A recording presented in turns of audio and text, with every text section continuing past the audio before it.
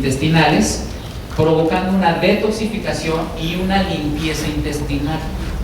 Lo primero que hago con mis pacientes es generar una detoxificación y una limpieza. ¿Con qué lo hago? Con alimentos y el lactosero. Por supuesto, agua. Si no están estos tres, difícilmente lo podemos hacer. Bueno, también se puede generar un enema, pero pues, la verdad es que no, es medio incómodo. ¿Sí? Pero esto me ha funcionado muy bien. Y la actividad física, paso número 3, ejercicio cardiovascular de 10 a 20 minutos mínimo al día y de 3 a 5 veces por semana. ¿Qué podemos hacer? Caminar, trotar, correr, bicicleta, spin, baile, zumba, pilates, aeróbics. Pilates no es aeróbico, pero todos los demás sí son aeróbicos. Las pesas no son aeróbicos. Así que ejercicio cardiovascular el que quieras. Salta a tu casa, dale unas 2-3 vueltas. ¿Ok? Entonces, 3 pasos muy sencillos. Dije, control en la ingesta de alimentos. Número 2, consumo de lactosero. Número 3, actividad física. Si tú te aprendes estos 3 pasos y te aprendes que en el control de la ingesta de alimentos nada más tienes que quitar 5 grupos, créeme que vas a tener verdaderos cambios. Y las personas que están a un lado de ti que necesitan ayuda, lo van a poder atender. Propósito de este tipo de seminarios es que tú te conviertas en la nutrióloga o el nutriólogo de tu casa. ¿Sí? Yo en el consultorio, yo puedo atender a 1, pero en este tipo de seminarios yo puedo impactar sobre 100. Y cada uno de ustedes puede impactar sobre 4 o 5 que son de familia. Y si te vas a los vecinos, podemos hacer una gran explosión. Esto que estamos haciendo aquí se está llevando en 4 ciudades en la República. Y dentro de 15 días se va a llevar a cabo en otras 4 y vamos a afectar 8 ciudades con esta información. Así que es importantísimo que entendamos, ya captamos, ahora lo hagamos para que podamos entonces generar resultados en las personas que están alrededor de nosotros. ¿Qué beneficios vamos a tener? Control del hambre y la ansiedad. Déjale un poquito. Sí siguen las 3 recomendaciones. Aquí no se vale de que, oye, pues yo sí me salí a caminar 4 veces a la semana, 10 minutos. Oye, y dejaste de consumir embutidos, dejaste de consumir lácteos. Pues no, es que la leche yo no la dejo. Pues no. Porque estos alimentos, aparte de ser con gran carga calórica, contienen sustancias que pueden estarnos dando un estancamiento en lo que podría ser una pérdida de peso, en lo que quisiéramos nosotros generar. Después de la primera semana vamos a obtener una desinflamación abdominal, limpieza intestinal y mejoría sistémica generalizada. Tengo pacientes que han perdido entre 4 y 7 centímetros en los primeros 15 días, nada más de realizar estos cambios, de tomar o digerir un lactoserum y de estar tomando agua y hacer actividad física, desinflamación abdominal.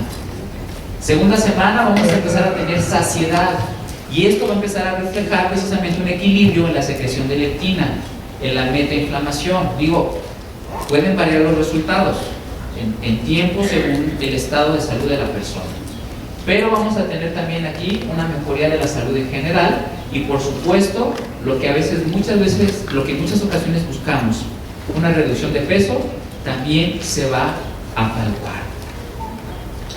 Recapitulemos, la obesidad va a generar la incapacidad del adipocito para almacenar ácidos grasos en forma de triglicéridos, o bien en tiempos de ayuno muy largos vamos a tener ácidos grasos libres. Estos ácidos grasos libres se van a metabolizar o se lo van a comer algunas moléculas que se dedican precisamente, que son raptoras y que nos ayudan a proteger. Cuando esto sucede, hay una gran producción de citoquinas. ¿Qué son citoquinas? Moléculas proinflamatorias que van a ejercer un estado de metainflamación. El estado de metainflamación va a provocar resistencia a la insulina y la resistencia a la insulina va a generar un estrés en las células beta pancreáticas, lo que va a terminar produciendo una enfermedad muy conocida como diabetes. vamos a entender y vamos a tratar de explicar cómo se desarrolla el proceso de resistencia a la insulina. Todo lo que comemos se convierte en energía, pero la energía la vamos a obtener a partir de la glucosa. Comas lo que comas se convierte en glucosa, que son estos puntitos blancos. Esos puntitos blancos no pueden estar en el torrente sanguíneo porque entonces nos harían daño. Cuando es detectada esta glucosa por el páncreas, que es este órgano, empieza a secretar insulina, que aquí está representada por estos puntitos azules. La insulina va a ejercer un trabajo para meter la glucosa en forma de energía en el tejido graso, en el músculo o bien en el hígado. ¿Cómo trabaja? La insulina manda una señal dentro de la célula y la célula responde abriendo unos canales específicos donde va a entrar la glucosa, se almacena en forma de energía y reduce los niveles en sangre. Esa es la forma normal. Cuando tenemos un problema de obesidad y sobrepeso y hay cientos de moléculas inflamatorias, un estado de metainflamación, la insulina va a tener una respuesta anormal. Cuando comemos y se llena nuestro organismo de azúcar, la insulina va a llegar a hacer su trabajo. Manda la señal dentro de la célula y en esta señal se van a abrir los canales, pero oh sorpresa, no tiene la respuesta que teníamos. Nada más abrió uno en lugar de 3. Entonces el páncreas dice, necesitamos refuerzos, y empieza a vertir más insulina, generar una hiperinsulinemia. Aquí se ve más en el torrente sanguíneo. Llega la insulina a sus receptores y más insulina manda la señal para generar una respuesta que normalmente tendríamos que haber obtenido con una. Si entendimos el concepto de resistencia a la insulina, necesitas más insulina para generar una respuesta normal. El páncreas tiene que vertir mucha insulina. ¿Para qué? Para provocar una ingesta normal, digo una respuesta normal. Pero llega el momento en el que se estresan y ya no empiezan a mandar, mira, cada vez son menos. Y cada vez hay menos en el torrente sanguíneo. Hay mucha glucosa y cada vez menos insulina. Hasta que llega el momento en el que ya no tenemos una respuesta normal. En ese momento aparece una enfermedad que se llama, es decir, a lo mejor no te han diagnosticado como una persona diabética, y espero que no sea así, pero si ya tienes bastantes años con obesidad y sobrepeso, en tu organismo está ocurriendo esto. Un estado de metainflamación, y el estado de metainflamación genera forzosamente una respuesta anormal a la insulina.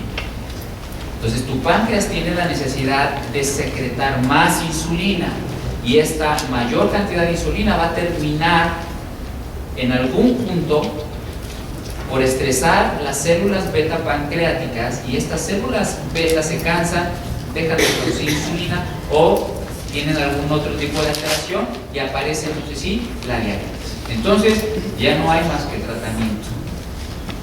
En este punto tenemos el siguiente tema, que precisamente es diabetes. La diabetes como consecuencia precisamente del problema de obesidad y sobrepeso. Aquí vas a encontrar que encontramos 3 tipos de diabetes: la juvenil o tipo 1, la diabetes gestacional, que es la que tienen las mujeres cuando se embarazan, y la diabetes tipo 2. Más del 50% de los casos corresponden a la diabetes tipo 2. ¿Por qué? Porque está relacionada con la obesidad. Y si la obesidad se presenta en gran cantidad de la población, pues prácticamente es sobre la que vamos nosotros a tratar. ¿Ok? No me voy a meter en las otras dos, ni en diabetes tipo 1, ni en diabetes gestacional, aunque es necesario que sepamos que existen.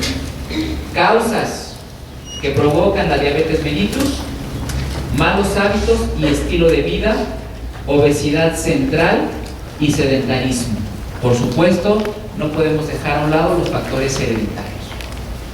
Estos 3 factores, ¿se acuerdan de una de las causas o factores que provocaban la obesidad y el sobrepeso? 1. ¿Cuál? Malos hábitos, ejemplo. Sedentarismo. Otro. alta ingesta de alimentos. Exactamente. Y alteraciones endócrinas. Prácticamente es el desarrollo de esto. Malos hábitos y estilo de vida. ¿Sí? Si nosotros atacamos los malos hábitos y estilo de vida, no solo estamos controlando la diabetes, sino estamos también atacando el problema de obesidad y sobrepeso. ¿Sí? Complicaciones. Las personas de la obesidad evolucionan a diabetes, pero todavía hay un panorama para generar complicaciones. ¿Cuáles van a ser esas complicaciones? Enfermedades del corazón, enfermedades cerebrovasculares, amputaciones, glaucoma, ceguera, infartos y desafortunadamente muerte. ¿Sí? A esto tendríamos que evolucionar. Obesidad central, metainflamación, resistencia a la insulina. Van a encontrar toda esta información en la revista que ustedes ya tienen ahí en sus manos. Y tenemos aquí un panorama de lo que hablamos ahorita. Este es un mapa conceptual.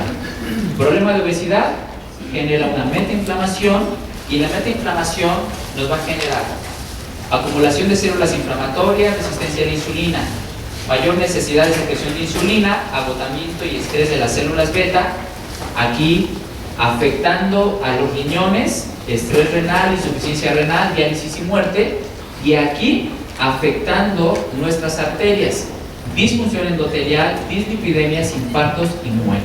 O sea, que el final es el mismo, sea cual sea hacia donde se desvíe. Tratamiento para la diabetes, tratamiento nutricio, que viene también en tu revista. He encontrado excelentes resultados con 3 sencillos pasos. Número 1, control en la ingesta de alimentos. Número 2, ingesta de lactoserum. Y número 3, actividad física. ¿Funcionará solamente si hago actividad física? No. Sí funciona, pero ¿funcionará solamente si hago control en mi ingesta de alimentos? Sí, pero poquito. ¿Funcionará si solamente consumo lactoserum? Sí, pero poquito. Pero si sumo los 3, me genera algo que llamamos sinergia. Potencializa los resultados y los beneficios. Y aquí es en donde nosotros, no se vale ni darle atributos a una cosa más que a otra. Si generamos una respuesta en estos 3 puntos, créeme, vamos a tener cambios que nunca habíamos observado. Y es importante que lo conozcamos. Una vez más, ¿a qué se refiere con el control en la ingesta de alimentos? Eliminar. Eliminar. ¿Qué es eliminar? ¿Poquito se va a dar? Aquí es donde de repente muchas personas se me confunden. No estoy hablando de personas normales, voy a quitar esa palabra, de personas que no tienen una enfermedad. ¿Sí? Estoy, por ejemplo, hablar de un niño de 8 años, con su crecimiento, bien, todo, no tiene obesidad, no tiene sobrepeso, yo no le voy a quitar todos estos alimentos.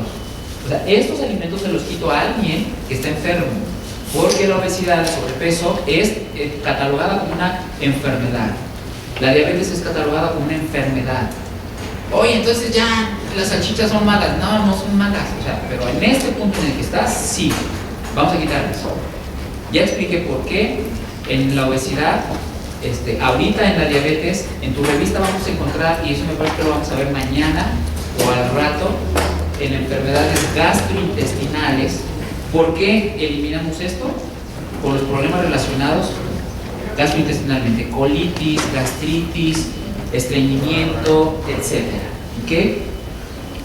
Vamos a quitar de nuestra alimentación refrescos y azúcares, harinas refinadas, embutidos, lácteos enteros, cerdo y derivados. Esta información la tienes ahí para que tú le puedas dar vueltas y vueltas. Vamos a consumir frutas por lo menos 3 veces al día. Aquí le añadimos algo que dice entre paréntesis: preferir frutas con cáscara. Una observación que se hace mucho en las personas que tienen diabetes es la ingesta de frutas. Es que tiene diabetes y no puede comer muchas frutas. Digo, no puedes tomar refresco y toma. Mejor quita. Es que tomo de dieta, quítalo. O sea, no te sirve, no te ayuda. Quítalo y come frutas y cómelas con cáscara. Cuando comes frutas con cáscara, la cáscara contiene fibra. Y la fibra baja el nivel glucémico en este caso de la fructosa. Es decir, tú comes azúcar, una cucharada de azúcar, y la glucosa se dispara. ¡Pum! Rápido, entra el pico. Pero si comes fruta con cáscara, empieza lento a subir la glucemia. ¿Por qué? Porque la fibra le estorba para que entre de esa forma al torrente sanguíneo. Entonces, ¿se vale comer fruta los diabéticos? Sí, y mucho más si están controlados. Si tienen un hipoglucemiante, si tienen un medicamento, claro que pueden consumir. Es que a mí me dije, lo que sea, que te hayan dicho pueden comerlo, ¿sí? Es información que necesitamos ser puntuales. Después, consumir frutas, verduras, agua también, y realizar de 2 a 3 comidas, 3 comidas mínimo al día es esencial. Aquí dice realizar de 3 a 5 comidas al día. Otro punto que juzgan mucho es que un diabético tiene que comer 5 veces al día. Bueno, y si la persona sale de su casa a las 6 de la mañana, regresa del trabajo a las 9 de la noche y tiene 1 hora para comer, o sea, ¿a qué hora quieres que haga las 5 comidas? Por eso, si le dan permiso de hacer las 5 comidas, excelente, es lo ideal.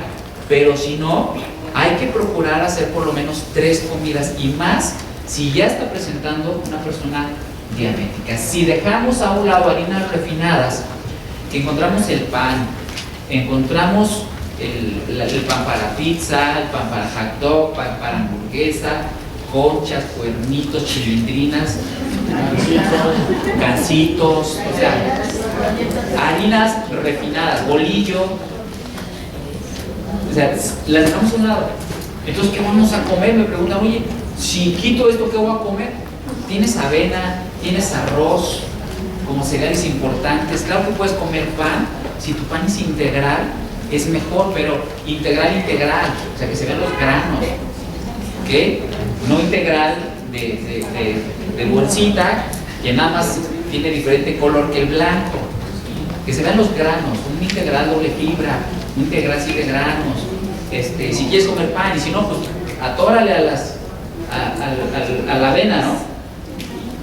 ¿Les gusta la avena? Sí.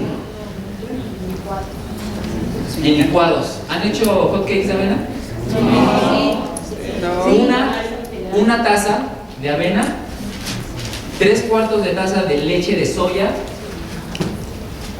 un huevo, la puntita de Royal, así, poquititito, lo licúas, y una cucharada de aceite de olivo.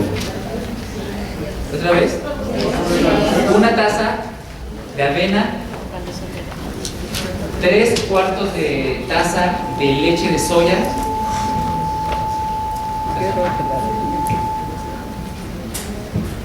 una cucharada de aceite de oliva, un huevo y a la licuadora. Sí, una puntita de Royal, poquitito, digo nada más para que, pero poquitito, con eso tienes. Sí, el huevo completito, lo echas todo. A la licuadora, lo pones un sartén, le puedes poner igual un poquitito de aceite de oliva nada más para que no se pegue, y preparas tus hot cakes. ¿Y qué le puedes poner? Miel, poquita miel. Y tienes un alimento nutritivo con cereales enteros y que te va a suplir la ansiedad de los hotcakes que normalmente les comemos o del pan. Entonces, si la apuntaste y si no, que te la pasen al ratito. Ingesta de lactoserum. ¿Cómo se toma el lactoserum? Tanto en obesidad como en el problema de diabetes. Una cucharada sopera en 250 mililitros de agua natural 3 veces al día. Ojo, 15 minutos antes de los alimentos. Otro de los conceptos que manejamos se refiere al tiempo en el que el estómago manda señal al cerebro para ejercer un efecto de saciedad. Yo empiezo a comer y durante 20 minutos va a tardar mi estómago en mandar señales a mi cerebro para ejercer una saciedad. Y que entonces ya, gracias, me llené, punto. Pero a veces llegamos con tanta prisa y comemos tan rápido que en 10 minutos ya le metimos lo del desayuno, la comida y la cena. Entonces, si tú activas este circuito 15 minutos antes del desayuno, cuando te sientes a desayunar, vas a tener mucho más rápido precisamente esa señal que nos diga ya. Y así vamos a seguir controlando la ingesta excesiva de alimentos, hablando calorías. 15 minutos antes del desayuno, de la comida y de la cena. Los primeros 15 días es una cucharada sopera de 250 mililitros. Y después vamos a establecer la dosis 5 veces al día. Una cucharada sopera, que son 8 gramos, 5 veces al día.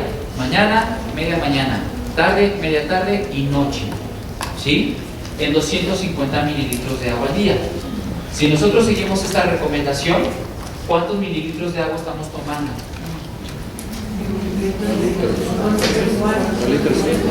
1,4 litros, efectivamente.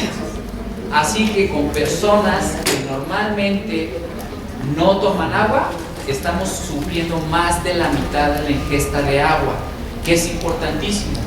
Además, estamos cubriendo, más adelante lo vamos a ver, algunos de los elementos necesarios para el funcionamiento celular, como es el magnesio, como es el zinc, como es el selenio, en unas porciones completamente diferentes. Lo vamos a ver cuando toquemos precisamente enfermedades gastrointestinales. Actividad física, te vas a encontrar con personas que ya les cortaron el pie por el problema de pie diabético. ¿Ya no pueden hacer ejercicio? Claro que pueden. Hay activaciones que pueden hacer con movimientos de brazos, hay muchas otras cosas que pueden hacer y claro que lo pueden hacer. Y también viene mencionado aquí. Tenemos también ejercicio cardiovascular ligero para aquellas personas, y las que ya hacen ejercicio regularmente, pues pueden hacer, por supuesto, mucho más.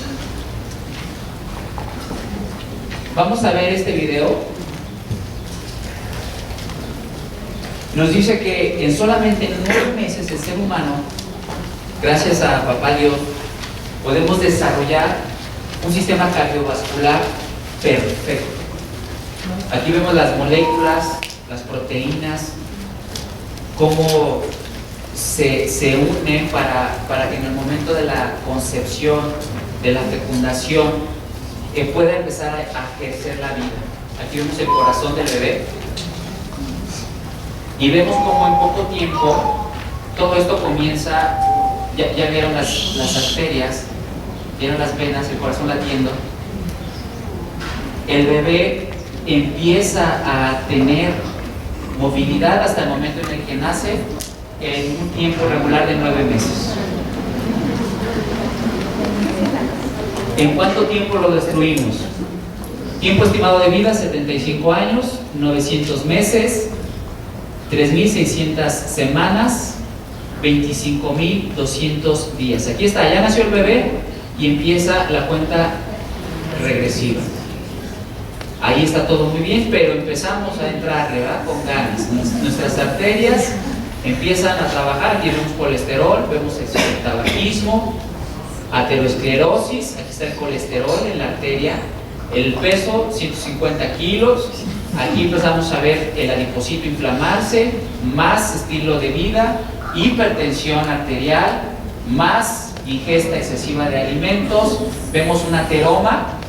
Vemos cómo se desprende un coágulo y genera un infarto cerebral, y vemos aquí el retroceso. ¿Sí? Vemos un infarto al miocardio en una de las coronarias. Vemos la aparición de diabetes, ceguera por causa de la diabetes, insuficiencia renal crónica, y vemos cómo esto empieza a disminuir hasta que llega el día 0. Esto no es el destino de la población, y esto no debe de ser así. Si le pudiéramos dar un regreso a todo esto, a partir del día de hoy y comenzamos a ejercer los cambios que estamos promoviendo, vamos a poder tener una mejor vida si consumimos verduras, vegetales, si tenemos control de nuestro peso, si las medidas de nuestra circunferencia son ideales, si dejamos el cigarro, el alcoholismo, si realizamos ejercicio de forma regular, si dormimos también de forma regular, vamos a darle una relajación a nuestro organismo de una forma impresionante.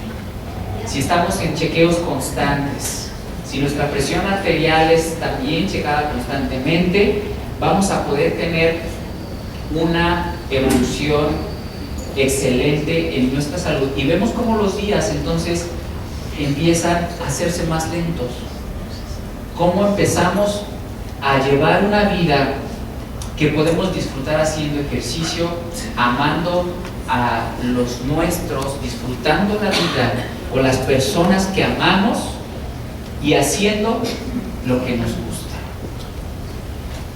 ¿Crees que esto puede ser posible? Sí.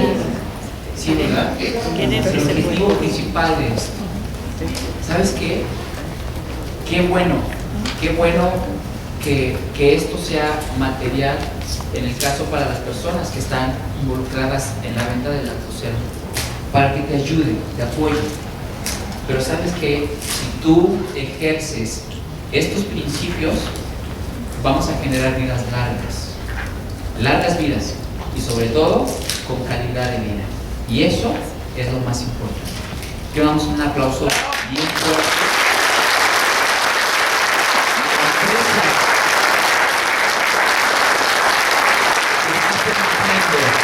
Precisamente el desarrollo de este tipo de actividades, un reconocimiento. Así que vamos a entrar en nuestro último tema antes de entrar al siguiente punto en el programa. Tenemos enfermedad cardiovascular. La enfermedad cardiovascular se presenta como evolución precisamente del problema de obesidad.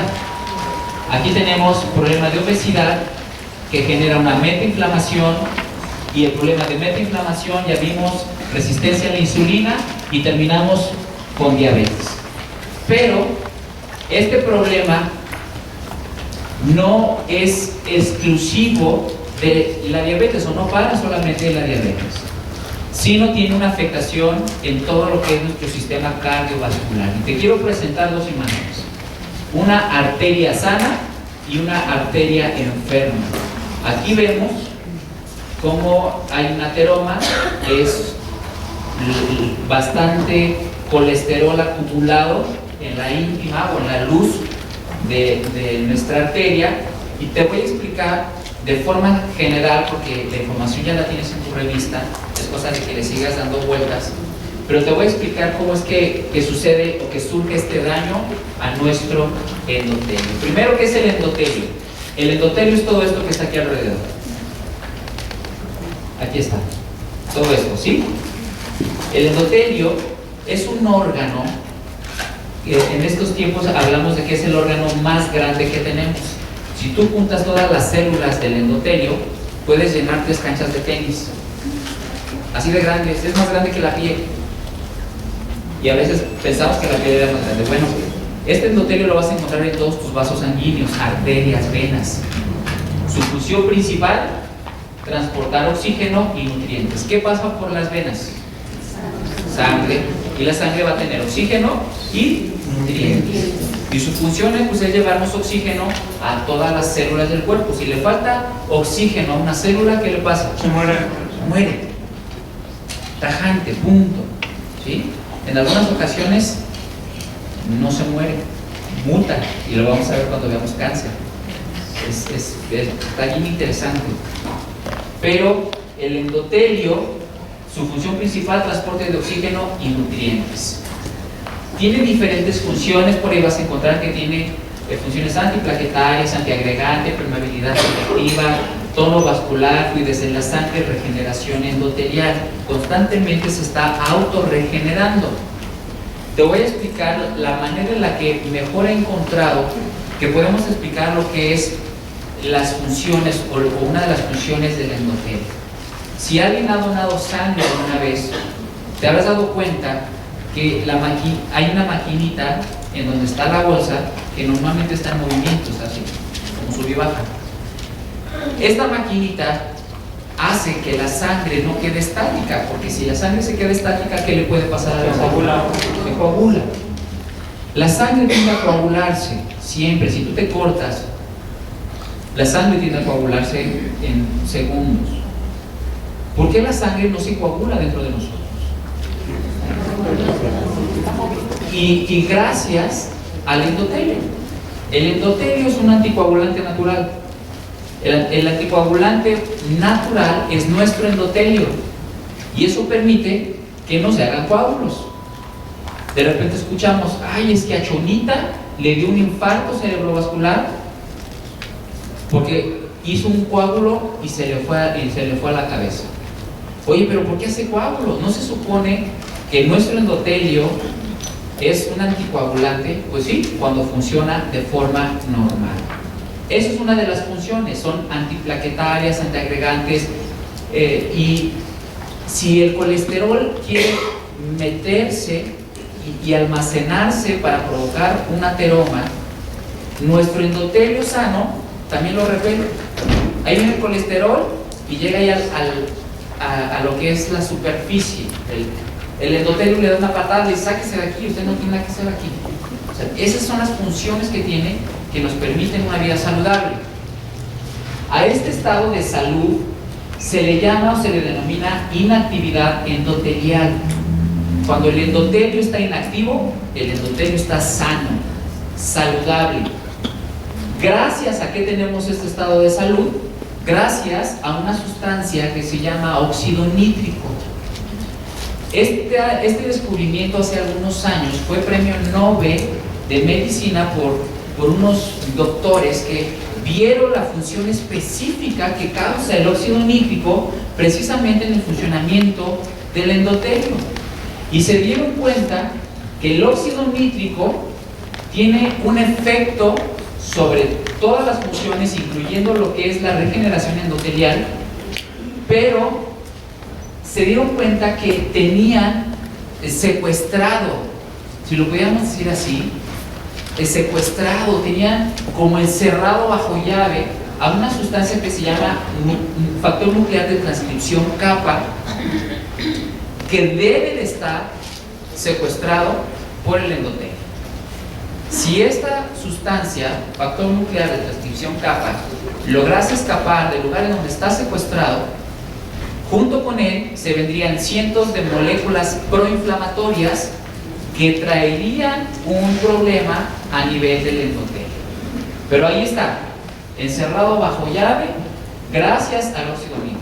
Ahora, ¿de dónde obtenemos el óxido nítrico? El óxido nítrico es un gas. Esa información también la vas a encontrar ahí. El óxido nítrico es un gas que nosotros no nos comemos. No nos comemos un gas, pero sí nos comemos una sustancia que se llama arginina y que es un aminoácido que en su síntesis se convierte en un gas que se llama óxido nítrico, y este entra en todas las células, sobre todo las del endotelio, y permite su funcionamiento aquí, teniendo en secuestro al factor nuclear de transcripción kappa. Este estado de salud es gracias a esta acción o a esta actividad. Cuando nosotros tenemos un estado de obesidad, de sobrepeso, tenemos también un problema del metabolismo, metainflamación, resistencia a la insulina, dislipidemias, vamos a tener un problema en el metabolismo de los lípidos. ¿Alguien de aquí tiene colesterol elevado? ¿Triglicéridos elevados? Y si no lo sabes, es bueno checarse, porque cuando tenemos este problema, normalmente el colesterol elevado, vamos a tener un colesterol que se llama LDL, que es colesterol malo o de baja densidad. Se conoce como colesterol de baja densidad, y en la población lo conocemos como el colesterol malo. Este colesterol es el que tapa arterias. ¿Qué es lo que provoca este colesterol? Este colesterol está navegando dentro de nuestras arterias de forma libre y es una grasa, es un ácido. Cuando es detectado por algunas moléculas, algunos monocitos que son raptores, son algunas moléculas reconocedoras de patrones, así se les denomina, detectan el colesterol LDL y lo confunden con un patógeno. Es decir, oye, esto no debe de estar aquí y está circulando, ¿qué es? Y le contesta la otra, no sé, a lo mejor es una bacteria, un virus. Dice, pues lo que sea, tenemos que atacarlo. Y lo atacan y se lo comen. Es decir, lo fagocitan. Y cuando lo fagocitan, hay una producción de radicales superóxidos dentro de nuestro sistema cardiovascular. El problema no se queda aquí. El problema es de que esto genera la migración del factor nuclear de transcripción kappa. Aquel que estaba bien encerradito por el óxido nítrico, aquel que estaba secuestrado, aquel que no tenía y que permitía un endotelio sano, ahora, debido a la síntesis de radicales superóxido emitidos por la función de la síntesis del colesterol LDL con algunos monocitos, células, moléculas receptoras de patrones, reconocedoras de patrones, en este punto se migra el factor nuclear de transcripción kappa y con él cientos de moléculas proinflamatorias. Entonces las funciones que teníamos en el endotelio ahora van a ser comprometidas. Es decir, si el endotelio nos permitía que no se coagulara nuestra sangre, ahora la función va a estar alterada y vamos a tener un problema de generación de coágulos, de depósitos de colesterol, y cada una de estas funciones alteradas van a provocar que no tengamos una regeneración endotelial. A este estado se le llama un estado no saludable. Es un estado ahora de activación del endotelio y por consiguiente vamos a tener un daño a nuestro endotelio. Nuestro endotelio entonces ahora va a permitir generar coágulos, obstrucción arterial, por supuesto infartos. ¿A partir de qué? De una enfermedad que se llama aterosclerosis, que es la formación de ateromas. Este video nos permite ver cómo se empieza a generar una placa de ateroma. Este es colesterol, empieza de aquí adentro y empieza hacia afuera, y vemos cómo el flujo sanguíneo se para ahí.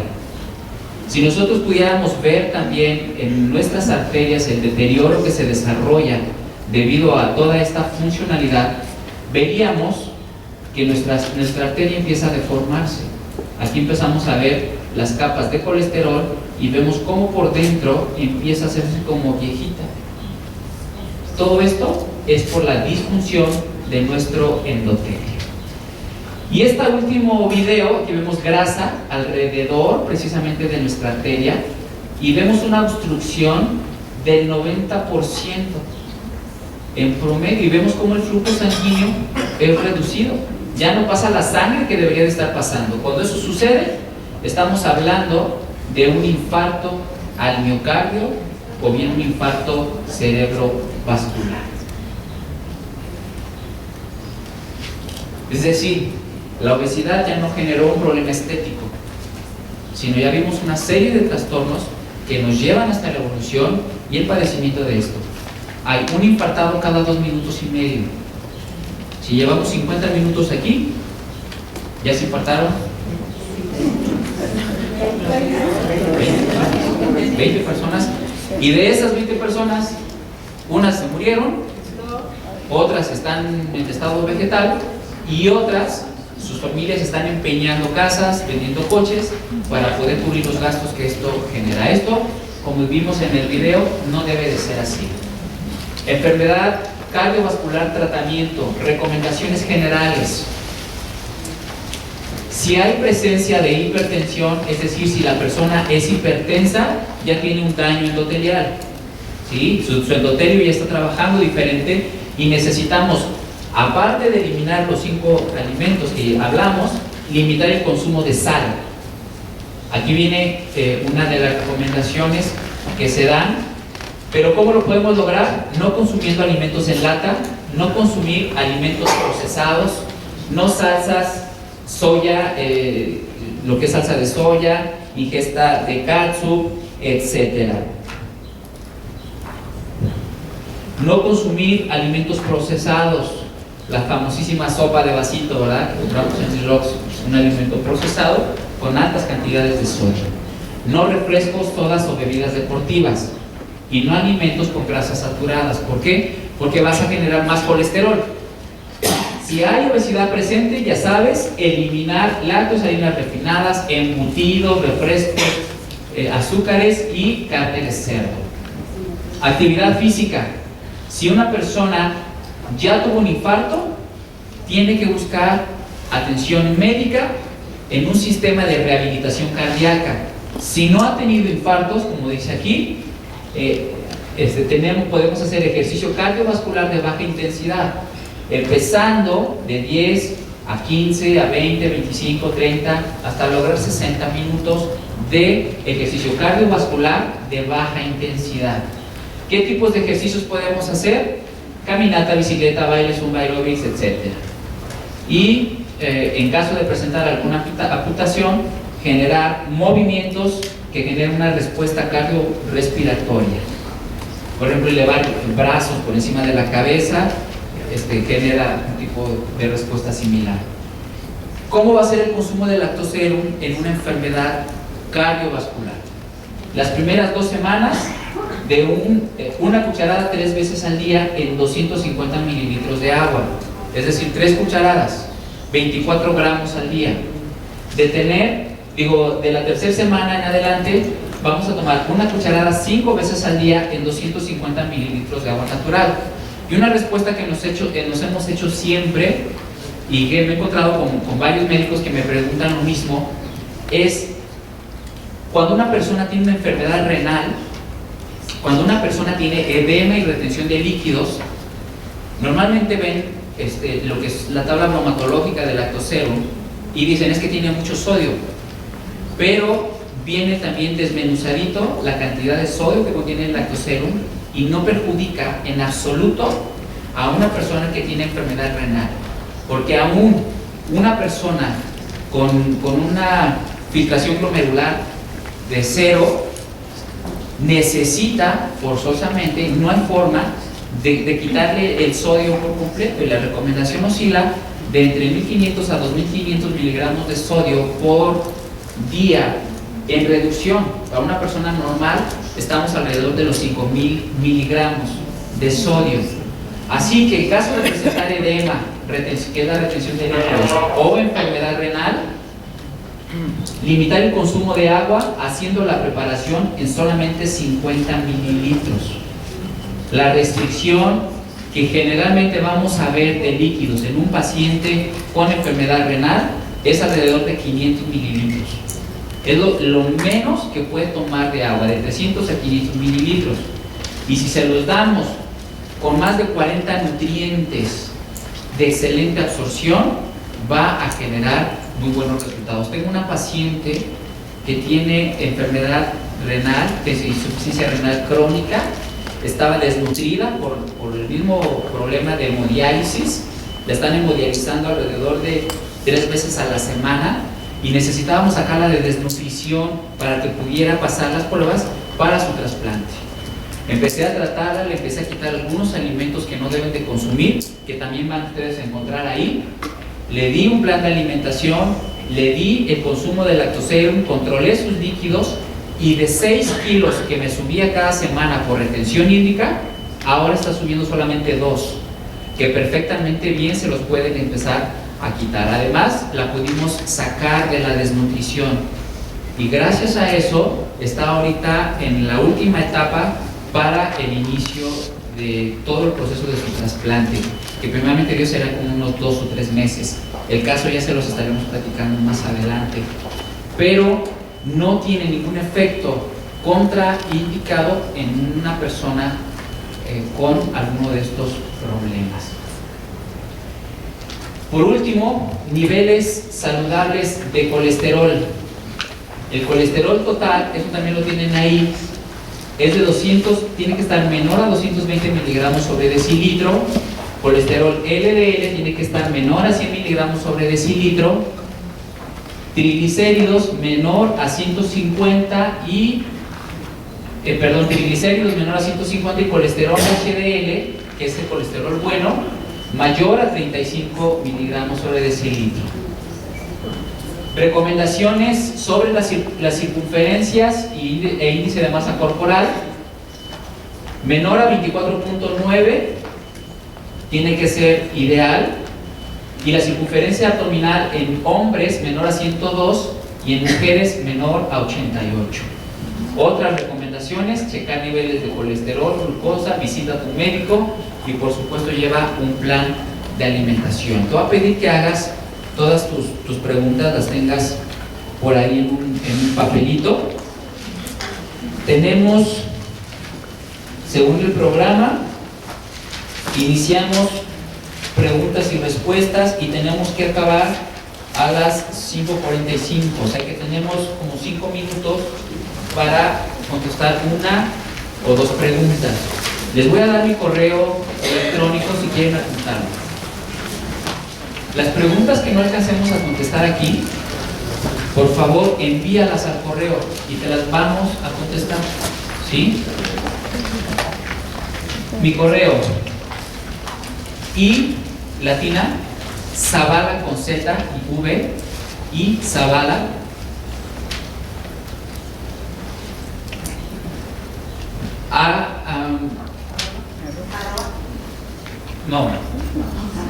le estoy dando otro. Perdón. Es Isaac con doble A, I S doble A C, no ese no. I S doble A C, Isaac, I S doble A C Z S I S A C, ¿se de casa? ¿Ok? Z T. Miren, aquí en la revista, aquí en la parte de atrás, soy yo, viene mi nombre, Isaac, así se escribe, Isaac, I-S-A-C. Entonces, así es mi correo, Isaac ZT 2001 ZT 2001 @yahoo.com.mx. Yahoo.com, sí, Yahoo con Y y doble O, .com.mx. Si no, de todos modos, lo voy a capturar en una de las presentaciones para que lo tengan ahí puesto en las próximas. Bien, ¿una pregunta? ¿Alguien tiene? Sí, tú. Me queda todavía la duda. Sí. Con los dializados, en el caso, bueno, del último sobre el renal. Sí. Va a poder tomar esas 5 ocasiones, pero solo en la cucharada en 50 mililitros de agua. Sí. Hasta ahí sería. Sí. Hasta ahí. Es una recomendación, obviamente, general. ¿Por qué? Porque la reducción o la limitación de líquidos tiene que ir según la filtración glomerular. Esta se saca por medio de la creatinina y algunas otras cosas, pero de forma general, un paciente renal va a tener una limitación de líquidos y le vas a poder dar por lo menos 500 mililitros. Es regla. Entonces, si tú le das 50 mililitros 5 veces al día, le estás dando la mitad de sus líquidos con el lactoserum. El lactoserum no va a traer más sodio, más potasio del que él puede absorber o que puede estar recibiendo. No pasan las dosificaciones y lo vamos a ver un poco más adelante. Entonces, así efectivamente es. ¿Sale? Gracias. Sí, y otra. A ver, ¿Por qué debe evitarse el cerdo y sus derivados? ¿Por qué debe evitarse el cerdo y sus derivados? Bien, primero, de las carnes que más grasa contienen es precisamente el cerdo, grasa saturada, y su preparación casi siempre va con grasas añadidas, siempre, a menos de que lo preparen al vapor o que haya alguna otra cosa, que como sería el punto. Pero es de los alimentos que más grasa contienen. Y si estamos hablando de más grasa, estamos hablando de más calorías. En el apartado que tienes también en la revista, donde dice enfermedades gastrointestinales, vas a encontrar el por qué también se quita la carne de cerdo. Otra de las situaciones es porque cambia nuestro pH, lo hace ácido, y eso tiene otra especificación que también viene ahí. Gracias. Dice, hay una persona que padece tuberculosis, es diabético, ¿cómo puedo recomendar? Ok, para preguntas que tengan específicamente así de pacientes, es precisamente para eso, para los que les doy mi correo.